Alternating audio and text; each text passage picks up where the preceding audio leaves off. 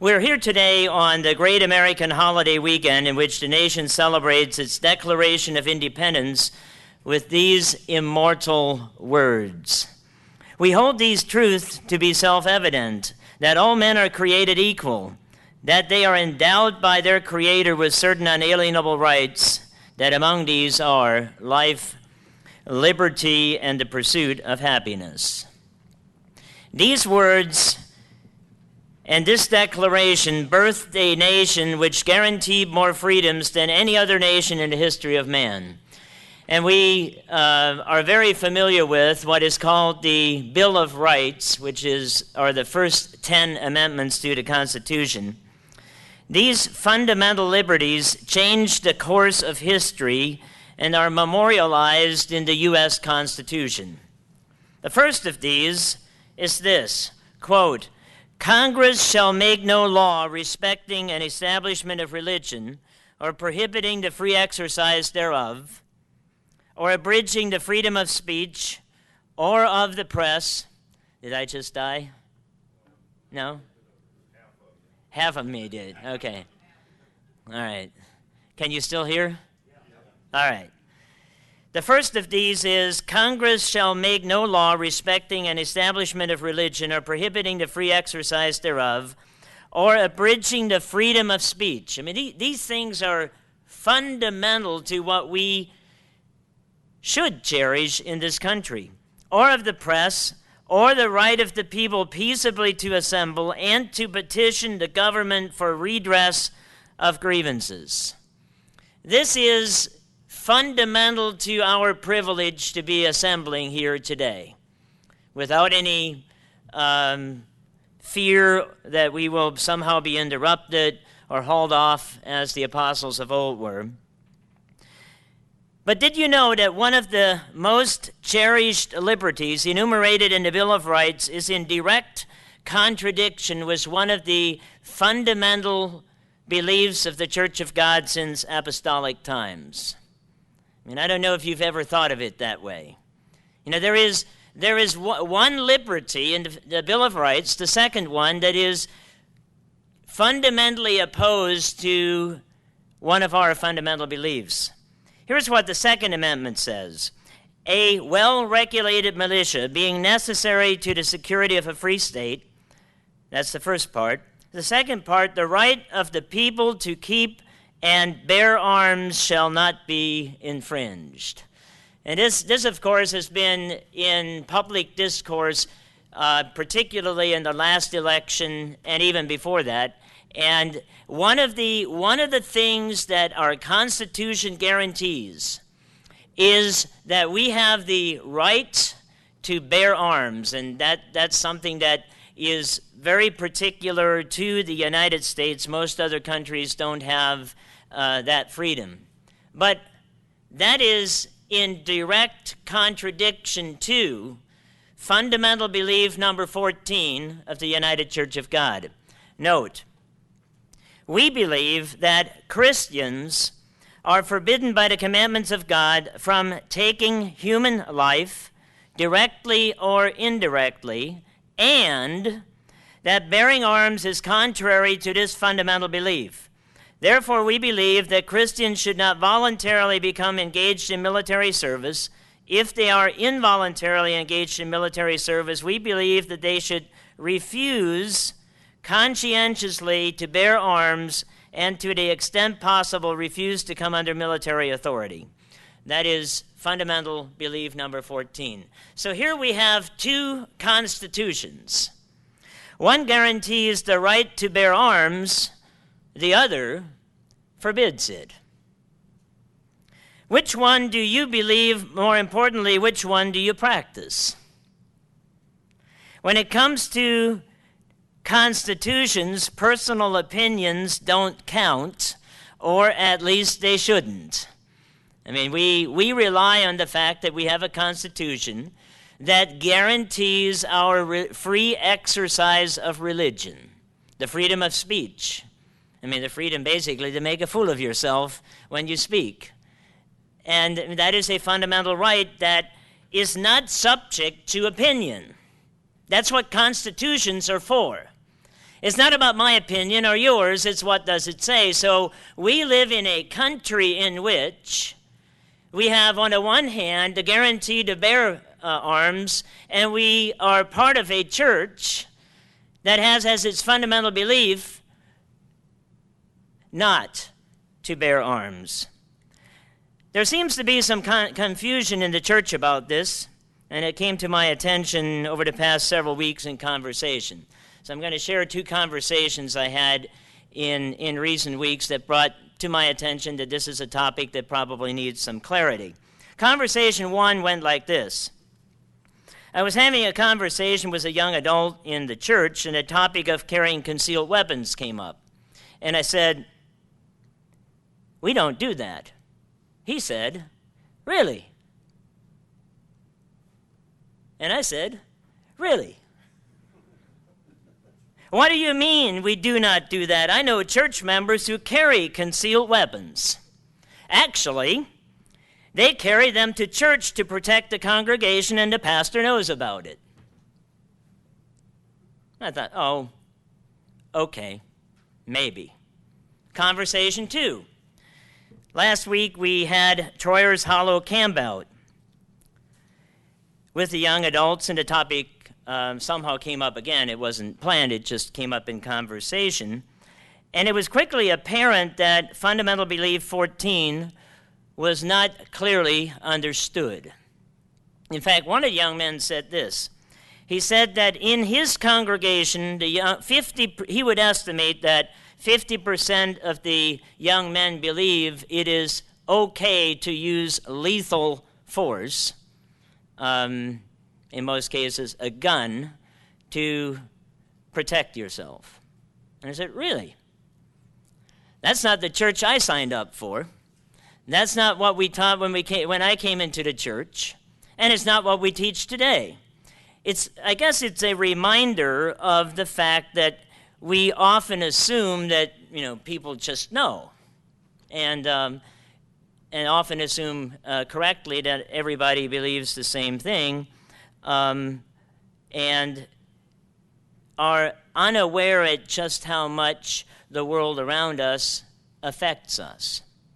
So what I want to do this afternoon in the time that we share is to go through this fundamental belief and provide a context and a good background on why this has been the position of the Church of God since apostolic times and remains the position of the Church of God today. It hasn't changed, never will. Some people may have other opinions, that's fine. I don't care what your opinion is. I care about the truth. And one thing that always happens, this is just a human dynamic. If we are ambivalent on any given topic, opinions will multiply. It will become unclear. What people do is a different question, but there should be clarity on what is the truth. So I'm going to try to help ourselves a little bit on that. So let me just reread again the fundamental of belief. We believe that Christians are forbidden by the commandment of God from taking human life, directly or indirectly, and that bearing arms is contrary to this fundamental belief. And this is kind of difficult to change. It's kind of the law of the Medes and Persians that can't change. I mean, we have, over the last number of years, looked at the maturities required to change fundamental beliefs, and, we can't even pass an amendment to agree to disagree on how to change it. So, this one ain't going away real soon. I can pretty much guarantee you that. Now, that doesn't mean, and obviously, we have a situation in which there are various opinions, and there'll always be that. I think we are naive to think that other people think the way you and I think, and sometimes I'm not sure about you. That is just the way things work. But there should be clarity. There should be no ambiguity, for example, on whether or not we need to keep the Sabbath. There may be all kinds of opinions as to how, that happens. And, people break God's commandments all the time. We as a church have a responsibility to clearly teach the truth. And then free moral agents, as human beings are created to be, will make their own choices with their own consequences. And this is no different with this. It really comes down, when it comes down to the use or non-use of lethal force or weapons or participating in military service and war, it comes down really to one fairly simple concept. We have the Constitution of the church and the Constitution of this world. Which one takes precedent? And I would simply add, that the Bible takes precedent. Let's take a look at a couple of scriptures, and then I'll comment on this as we go along. John chapter 5, verse 29. Then Peter and the other apostles answered and said, "We ought to obey God rather than men." We ought to obey God rather than men. He's before the council, and they are remanding him because they said, "Did we not," verse 28, "strictly command you not to teach in this name? And look, you have filled Jerusalem with your doctrine and intend to bring this man's blood on us." They tried to intimidate the apostles into not doing the mission that Jesus Christ gave them to do. That's just the way of the world. Satan first tries to influence us, i.e. deceive us. If that doesn't work, then he will try to intimidate. And whenever you can't argue with facts, you begin to do these kinds of funny tricks. That's just the way the world works. I deal with that all the time. But fundamentally, what we need to think about as far as truth and error, faith and unbelief, is what has precedence. And I'm casting this, I think, appropriately because it's the 4th of July weekend, in the context of two constitutions. One guarantees the right to bear arms, the other forbids it.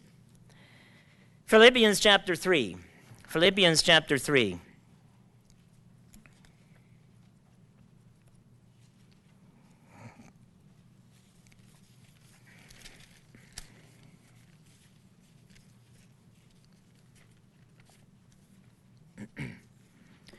Philippians chapter 3, verse 20. For our citizenship is in heaven, from which we also eagerly wait for the Savior, the Lord Jesus Christ. This is a fundamental anchor scripture that gives us direction on a number of very important issues. It makes the point of to whom and to what our allegiance must first of all be. When we're in this world, and if we are, as it says here, if our citizenship is first in heaven, and if we are, as Paul wrote, ambassadors for Christ, it makes a very important distinction on what our perspective needs to be on issues such as the one that we are discussing, and other political issues for that matter. Because this world, all of it, the politicians of the United States are almost equally disgusting these days. It is an embarrassing display of what leadership is not.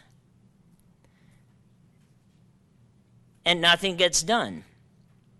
We need to remember that our citizenship is first in heaven. Now, that sounds like kind of a theoretical concept, you know.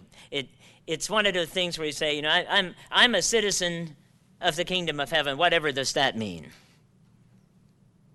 Well, it means quite a lot. Let's go over to John chapter 18. I mean, ideas and concepts have consequences, or they are, in fact, meaningless. John chapter 18. You know, these are, this particular passage is in a context that was very, very serious. John chapter 18, verse 35, Jesus is in front of Pilate. This was not a discussion, this was not a theoretical discussion. This was a life and death situation. And Pilate answered, "Am I a Jew? Your own nation and the chief priests have delivered you to me. What have you done?" Jesus answered, "My kingdom is not of this world." So Paul is simply echoing what Jesus Christ claimed here in John chapter 18 on the night of his crucifixion. But as I said, ideas, if they have any meaning, have consequences. And in this particular case, Jesus enumerates a consequence of the fact that his kingdom was not of this world.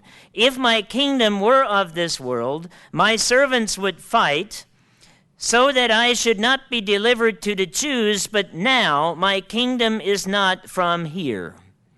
So here we see that the concept, or I should say the fact, that our kingdom is in heaven and our citizenship is retained there has real life consequences. In this particular case, he said that his servants would not fight.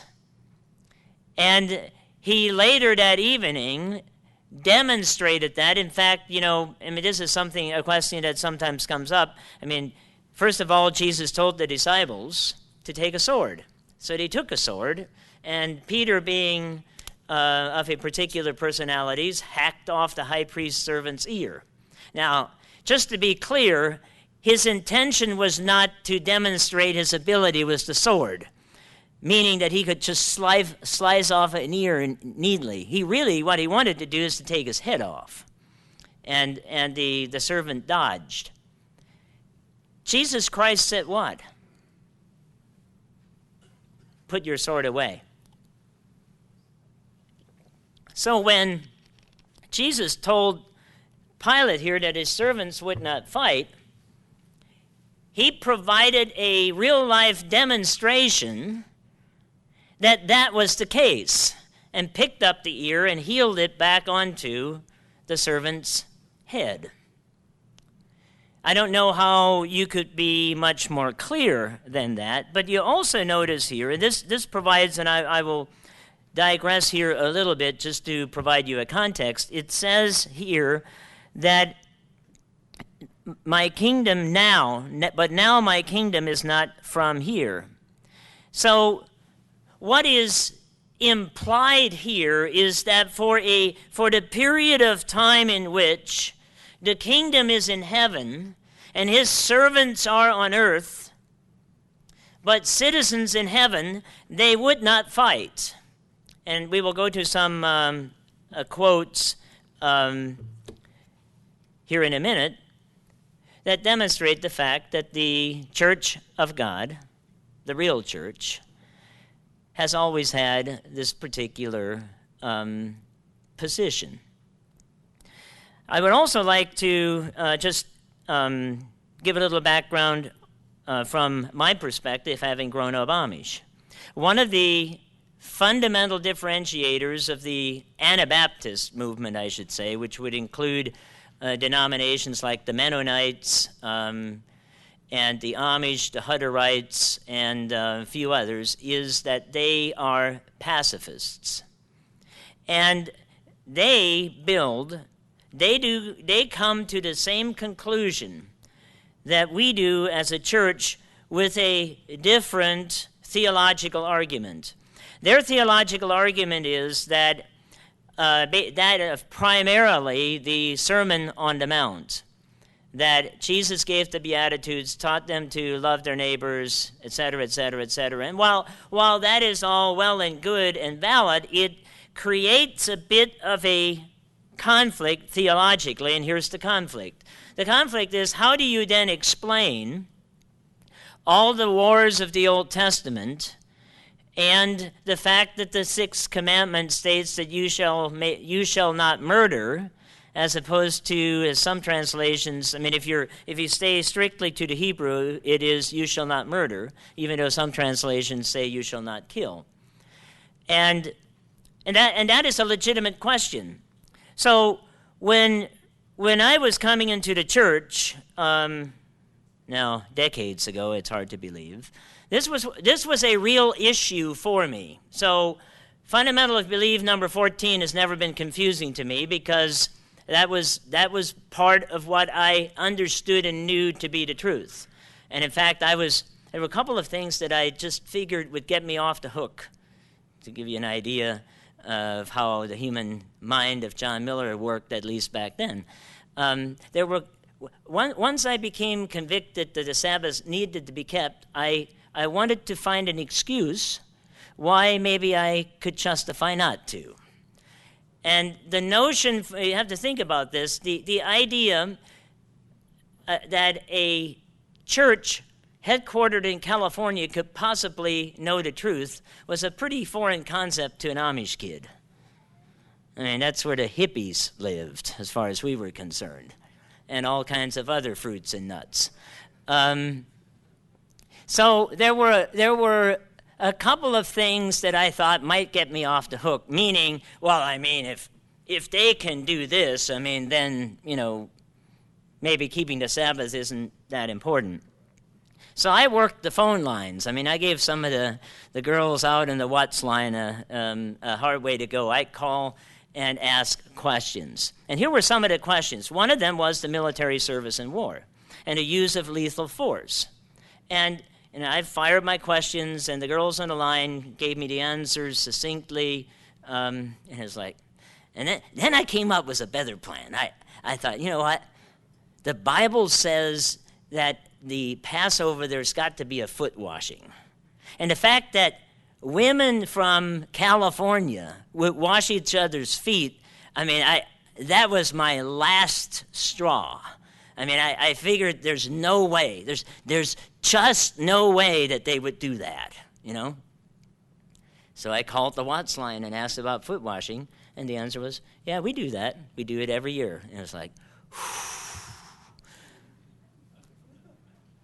I don't have any excuse anymore. So what do you do?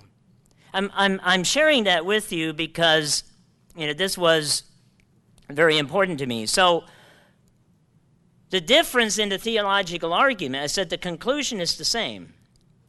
The Church of God has, as the Anabaptists have for 500 years, conscientiously objected to participation in military service and war. The argument, though, is a little bit different. And I tried this morning to find, there was an article written by Dr. Hay years ago in which he was confronted on this issue and explained it to high-ranking military officers. And he used the citizenship argument, as the scriptures that we just read together.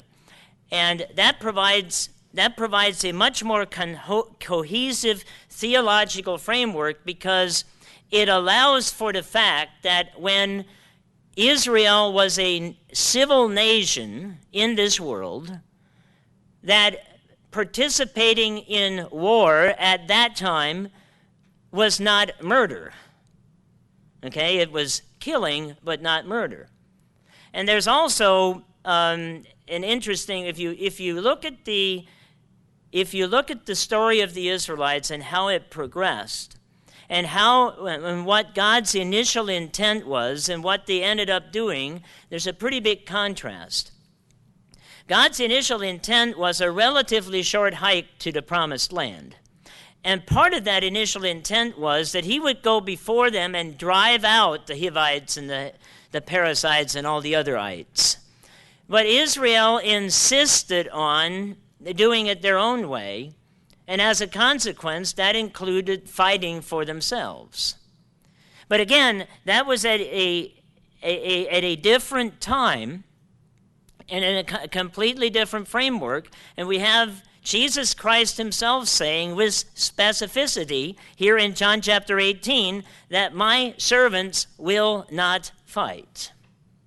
So I'd like to dissect the fundamental of belief into three things that we read.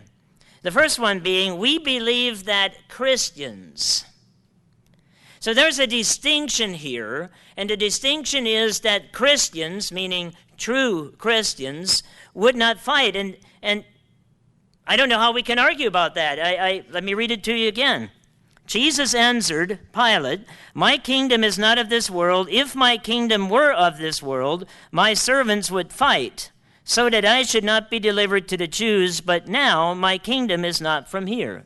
You see, we're supposed to be different. That's our job. We're supposed to come out of this world to be ambassadors for Christ, and that makes us different. If you have a problem with that, you're at the wrong place. I mean, that's just how it is. You know, we're supposed to be different. And one of the differentiators is that since we are ambassadors for Christ, and since our citizenship is in heaven, we don't fight. And, you know, like I said, I thought that was widely understood, wrongly so, after having a number of conversations. And I think we need to clarify this. People then have to make choices. Are you going to do it or aren't you? But the fact is the fact and the truth is the truth. So the question becomes, you know, what do you do practically? I've always said, I hope nobody ever, I hope I'm never in a situation where I am actually challenged to have to protect. I have a very protective personality. I mean, I don't know what I would do. I mean, if somebody came with a gun in his hand, I might do something really stupid, like walk right up to him, you know. That's just the way I am. I'm not easily intimidated or easily scared. And so again, our prayer should be that since we are citizens of heaven, we should invoke those protections as well. Let me share you an interesting story. I mean, again, I grew up with uncles that were conscientious objectors. I grew up knowing both World War II veterans who had served in Germany and their conscientious objector counterparts who were still alive at that time, and I heard the stories of both. And I heard the stories about young men, 18 years old, sitting in front of a draft board and giving a defense for their belief. And, you know, if you want to relegate this doctrine to the opinion, well, I mean, you have your opinion and I have my opinion, well, take that to a draft board and see how it works for you. So I remember listening to those stories, but so one of the things that was really, really important is consistency. You know, you can't have some people in a church that believe one way and act on it. I mean, in other words, you have church members with concealed carry permits that come to church packing heat, and then have other members of the same church claim that they're conscientious objectors. That'll create a lot of fun for the legal department if it ever comes up. Doesn't work. So then one of the big things was hypocrisy. So do you really believe this? And many of the conscientious objectors in our community worked in local hospitals, and one particular story that comes to my mind is two orderlies that were working in a mental institution. And everybody that was there knew that they were conscientious objectors. And the Amish have kind of an added dimension to that, also called non-resistance, based on just turning the other cheek, which Jesus taught. So they said, look, you have this deranged guy and he's wielding a knife over there in the room. Go remedy the situation.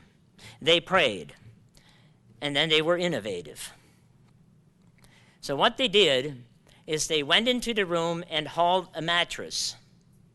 Took a mattress, and you know how big a mattress is, and I know what you're thinking, and they jumped on him. That's not what they did. They took the mattress and tried to force it through a door, but standing up.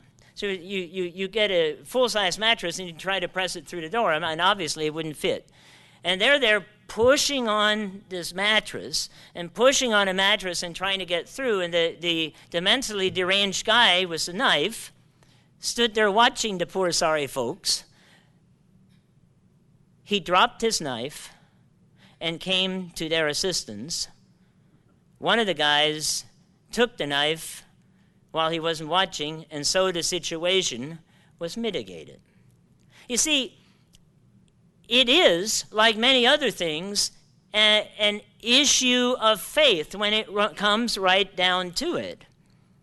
And we should never underestimate God's ability to intervene on our behalf if we actually believe what we say we do. I mean, if we don't, if you're part of the Church of God and you've decided to pack heat to protect yourself, it's the same thing that the Israelites did when they took matters into their own hands. We do that a lot of times. But if you, as a Church of God member, are packing heat, remember what you're going to make life difficult for people who actually believe what we teach. I mean, that's just a fact. Another thing that might be of interest, how many of you have seen Hacksaw Ridge? A couple of you. It's a movie that is worth watching because there was a conscientious objector to war. He called himself a conscientious cooperator. His name was Desmond Doss, and he was an Army Ranger, and he was the first conscientious objector to win the Medal of Honor. This really sounds like a contradiction. He was drafted, and he refused to bear arms, but he didn't refuse to go into service. He said, look, I'm here to save lives, not to take them. He became an Army medic. And the reason that he did this is he believed in the Sabbath. I think he was a Seventh-day Adventist, if I remember correctly. And he didn't carry a gun into battle, but he was never, I've got some information here, but he was never unarmed. He carried with him his Bible and undying faith. So here are some more facts about him. Doss believed that he should preserve life rather than take life based on his personal application of the Sixth Commandment. Therefore, he chose not to carry a gun in combat. Because of his belief in the Sabbath and his desire to worship God, Doss did not work on the seventh day of the week, Saturday. However, he picked up extra duties and worked long hours the rest of the week to make up for it. The interesting thing is, there's also there are two known conscientious objectors in World War II. One is Desmond Doss, and this is in Japan. There's a German counterpart to it. I think the title of that book, A Thousand May Fall. And these two men managed to go through the entire war without killing anybody and did huge exploits. Doss, in the assault on Hacksaw Ridge, let me see how many people he saved here. Medal of Honor. So on May 2nd and 4th, he rescued 5 soldiers under a shower of grenades, small arms fire, and mortar barrages. On May the 2nd, he rescued a man 200 yards behind enemy lines. May the 5th, Doss rescued an artillery officer and carried him 100 yards to safety, although he was only 25 feet from the enemy. So you get within 25 feet of the enemy, you pick up a guy and you walk him back to safety, and they live. And then the The biggest one was shown in the movie where he carried 100 soldiers back to safety and lowered them down on a rope. I mean, it's just an unbelievable demonstration of faith and bravery. In fact, in the movie, they were ordered to get back up and fight, but the company refused to go until Desmond Doss had said his prayers. As all the other companies suffered huge losses. You see, as is the case in so many other things, unless we exercise faith, God is not able to intervene on our behalf. Now, let's think about this concept. In Acts chapter 11, verse 26, believers were first called Christian, which, I mean, that designator has been rightly and wrongly applied as people who follow Christ.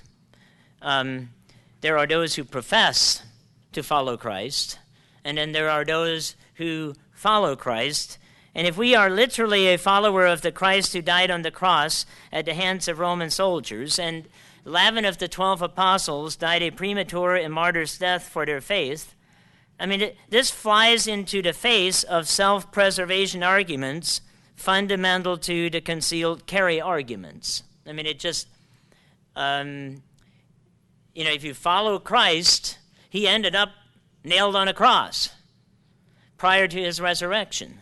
So when Jesus says that his servants won't fight, that's what he said.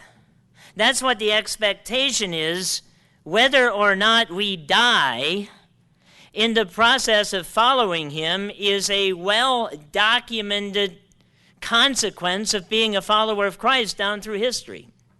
I mean, that's just, how many people have, for various reasons, in the past and today, I might add, died for their faith. Many have. And again, when the question is, what do you do? What is appropriate for self-preservation? And the church's teaching, and I know this simply because I was in Pasadena and other places and served on security. And what we were taught is you can use non-lethal restraint. I mean, you can restrain somebody if you're able to do that. The doctrine says that we are forbidden by commandment of God from taking human life. Doesn't mean you can't restrain somebody. So, when I was on security at Ambassador Auditorium and other places in Big Sandy, that was the approach. And, the one thing I've learned, too, is most of your really boisterous people are big cowards. I mean, that's just a fact. But I mean, we've got enough situations today where there's violence and killing and all of that. The question is, it comes back to what we're asking here. The first thing is, we believe that Christians. So what have Christians done down through time in this regard? Let me give you a couple of quotes here. This is from Theophilus of Antioch, who was probably a part of the Church of God and written about 180 A.D. Consider, therefore, whether those who teach such things can possibly live indifferently and be commingled with unlawful intercourse, most impious of all, especially, and here's the quote, especially when, quote, we are forbidden so much as to witness shows of gladiators, lest we become partakers and abettors of murders, but neither may we see other spectacles, lest our eyes and ears be defiled. So in 180 A.D., according to Theophilus of Antioch, 2 Christians did not believe they were to fight, nor even watch violent sports that were popular in the 2nd century. You know, think about all the violence that is marketed today as entertainment. Theophilus of Antioch said that would defile our eyes and ears. We become insensitized to those kinds of things. Pacifism is characteristic of the early centuries of Christianity, and someone like the North African apologist Tertullian, 160 to 220 AD, who regularly warned Christians to distance themselves from pagan culture. And this sounds legitimate. He wrote the following: "How will he serve in the army even during peacetime without the sword that Jesus Christ has taken away? Even if soldiers came to John and got advice on how they ought to act, even if the centurion became a believer, the Lord, by taking away Peter's sword, disarmed every soldier thereafter. We are not allowed to wear any uniform that symbolizes a sinful act." Then we have here the 3rd century Roman presbyter that wrote in the apostolic tradition, Canon 6, quote, "A soldier in lower rank shall kill no one. If ordered to do so, he shall not obey. He shall not take an oath. If he does not want to comply with this directive, let him be dismissed from the church." That was in 200 AD. And then finally, we have here, into the early Middle Ages, some in the true Church of God were called Waldensians, though most called their name were not in the Church of God, and these were all pacifists. Notice this description of them. I mean, you're probably all familiar with the Waldensians. They were a church in the Swiss Alps in the Middle Ages. Their opposition to bearing arms and to war in all its operations was unanimous and unequivocal. Whoever commanded them to field, they refused to obey, alleging that they could not be conscientiously comply. And this is quoted from Davis Tamar, A General History of the Sabbatarian Churches, printed in 1851. So the second component of the fundamental of belief was that Christians are, quote, forbidden by the commandments of God from taking human life directly or indirectly. Let's go back to, and I've commented on this, let's go back to Exodus chapter 20.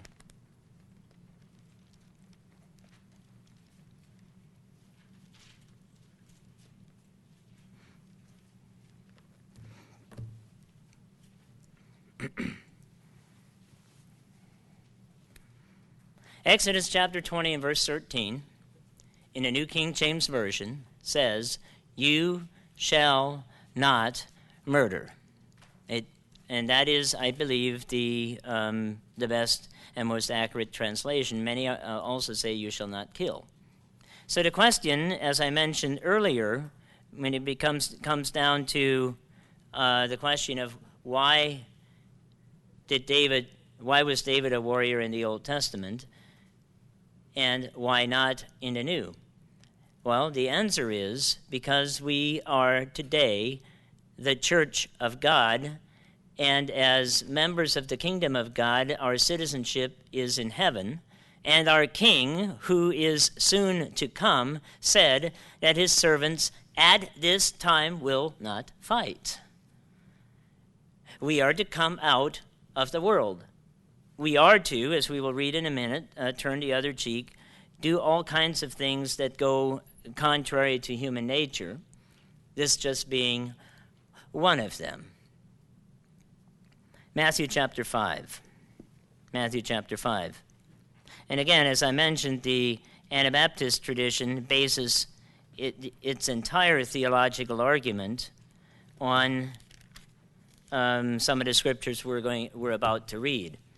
And again, it's an approach to the topic, but I believe the citizenship topic, the citizenship argument in connection with John chapter 18, verse 36, in which Christ said, "You shall not fight," is a much more cohesive framework for understanding because it makes allowance for what God had Israel do in the Old Testament.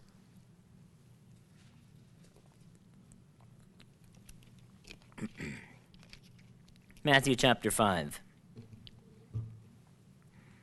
verse 21. You have heard that it was said to those of old, you shall not murder, and whoever murders will be in danger of judgment. But I say to you, whoever is angry with his brother without a cause shall be in danger of judgment. So Jesus raises the bar here and says, and points to the spiritual source, if you will, of murder. Murder does not occur without hate first being a part of the mindset.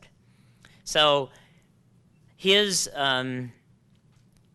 the spiritual intent of the law is enumerated here, and not only are we not to murder and to kill, but rather to deal with the emotions and thinking that leads up to that. Just continuing over a page, in verse 38, you have heard that it was said, an eye for eye and tooth for tooth, but I tell you not to resist an evil person, but whoever slaps you on the right cheek, to turn the other to him also. If anyone wants to sue you and take away your tunic, let him have your cloak also. And whoever compels you to go 1 mile, go with him 2.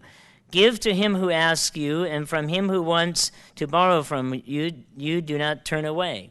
I mean, these are all, here's an enumeration of expectations that Jesus Christ has of us as his follower that defy human nature. And this is not an easy road, but nothing worth doing is easy.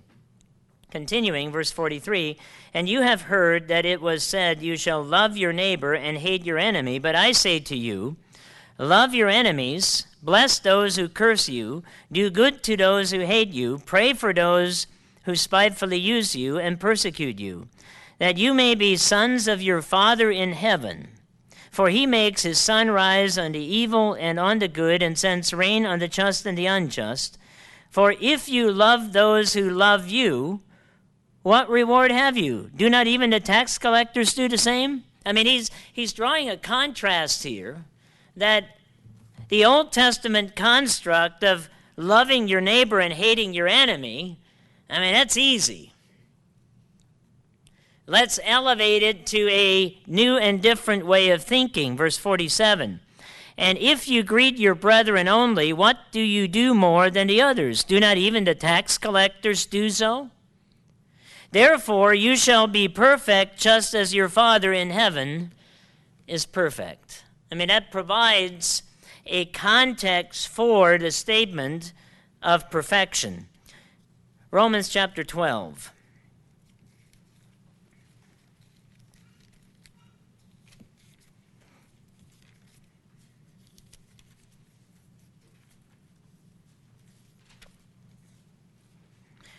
Romans chapter 12, verse 17. Repay no one evil for evil. Have regard for good things in the sight of all men. If it is possible, as much as depends on you, live peaceably with all men. Beloved, do not avenge yourselves, but rather give place to wrath, for it is written, vengeance is mine, I will repay, says the Lord. This is a truism, but also a hard saying, because, it is just so natural to not get mad, but to get even. Actually, when you think about it, it's better to get mad, because Paul said, be angry, but do not sin. Not getting mad, but getting even, as the popular phrase goes, is not a biblical concept. Jesus also said, you shall love your neighbor as yourself. He also said that by this you shall know that people shall know that you are my disciples because you have love for one another. And think about that in the context of a military conflict. The Church of God has always had members all over the world.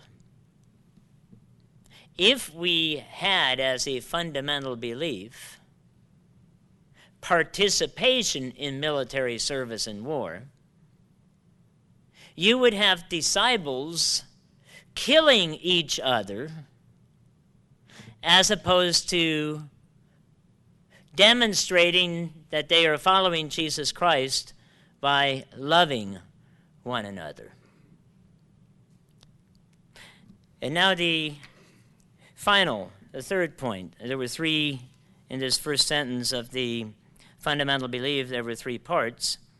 I will just read all three. We believe that Christians are forbidden by the commandments of God from taking human life directly or indirectly, and then you have this handy little word, and that bearing arms is contrary to this fundamental belief. So packing heat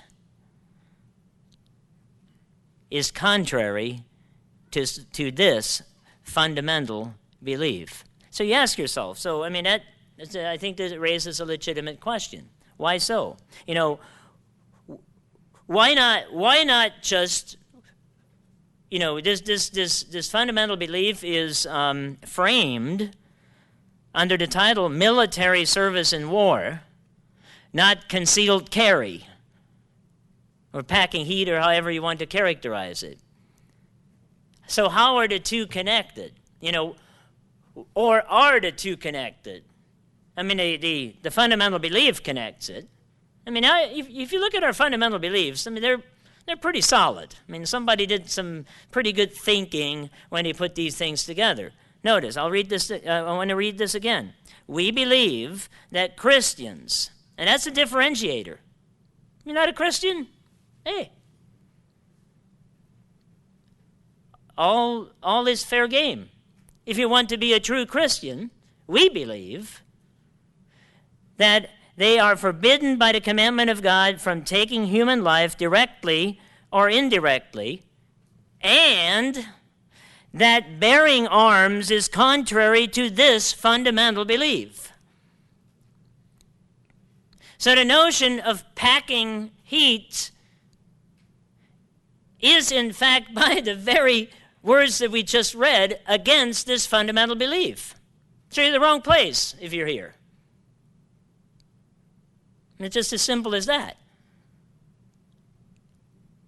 But the question is, are these two connected, or can you differentiate?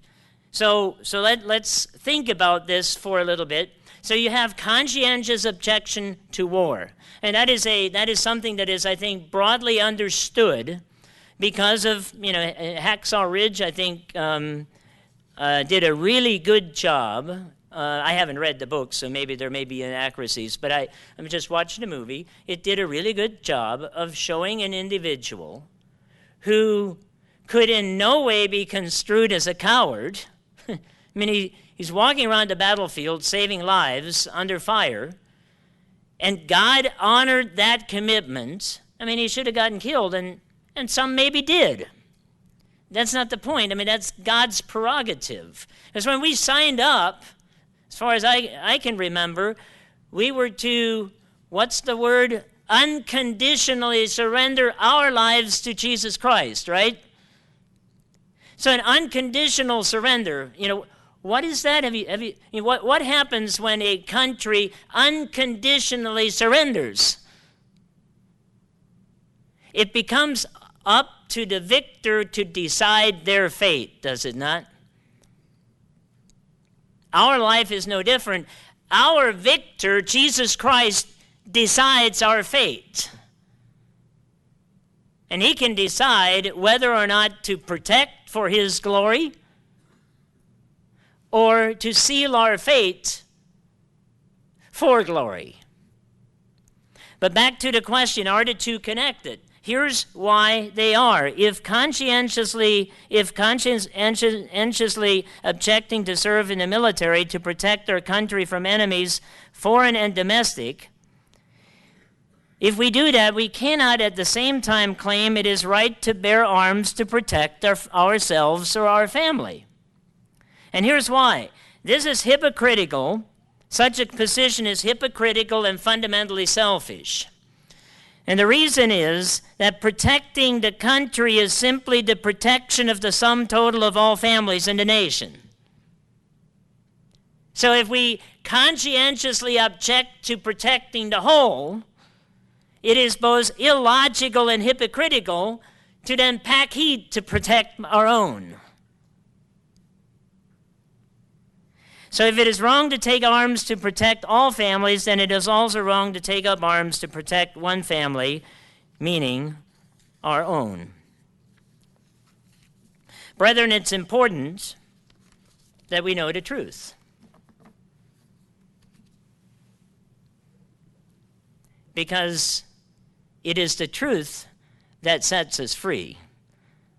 Not the U.S. Constitution that we celebrate on the 4th of July, and I'm not suggesting that we shouldn't, because the Constitution provides protections that we have enjoyed to our great benefit and to our hurt over the past 41 years now. But it is the truth that actually protects. And when we have two constitutions that have contradictory positions, then as for me and my house, we will choose to serve the Lord.